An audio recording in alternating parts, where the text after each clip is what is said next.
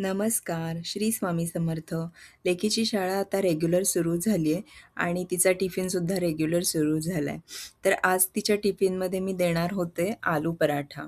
हा आलू पराठा रेग्युलर आपण जसा स्टफिंग करून बनवतो तसा नाही बनवत.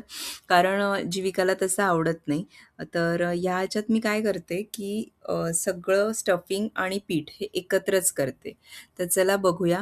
सगळ्यात आधी बटाटे उकडून घेतले आणि ते किसणीवर किसून घेतले. त्यामध्ये घातली आलं, लसूण आणि मिरचीची पेस्ट. सोबत मी भोज मसाल्यांचा मसाला घातलाय, थोडीशी कसुरी मेथी, हिंग, हळद आणि कोथिंबीर घातली आहे, मीठ घातलंय आणि त्यानंतर अर्धी वाटी बेसन आणि दीड वाटी मी गव्हाचं पीठ घातलंय. आता हे सगळं छान मिक्स करून त्याच्यात लागेल तेवढं पाणी घालायचंय. इथे ना मला अगदी पाव वाटी पाणी लागलं होतं मळायला, कारण बटाट्याच्या ओलाव्यामध्येच कणिक मळली जाते. सो अगदी थोडंसं पाणी घालून कणिक छान मऊ असं मळून घ्यायचंय आणि मग तेल लावून पुन्हा एकदा व्यवस्थित गोळे करून घ्यायचे.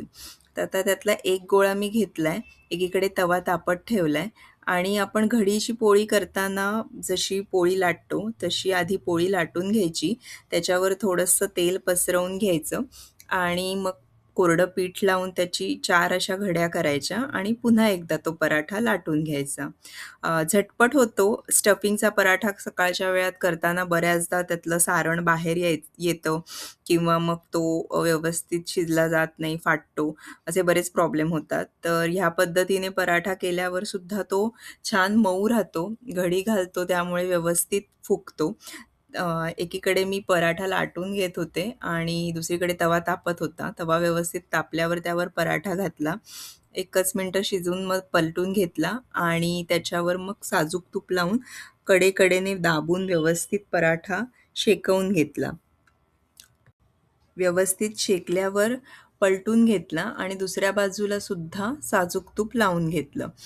आता तुम्ही बघू शकता आपण घडी केली होती त्यामुळे घडी करून लाटल्या होत्या त्यामुळे मग आता तो छान असा फुगलेला आहे आणि अजिबात वातट होत नाही. संध्याकाळपर्यंत छान मऊ राहतो आणि त्याला पदर पण छान सुटतात. तर दोन्ही बाजूनी छान भाजून घेतल्यावर पराठा तयार आहे.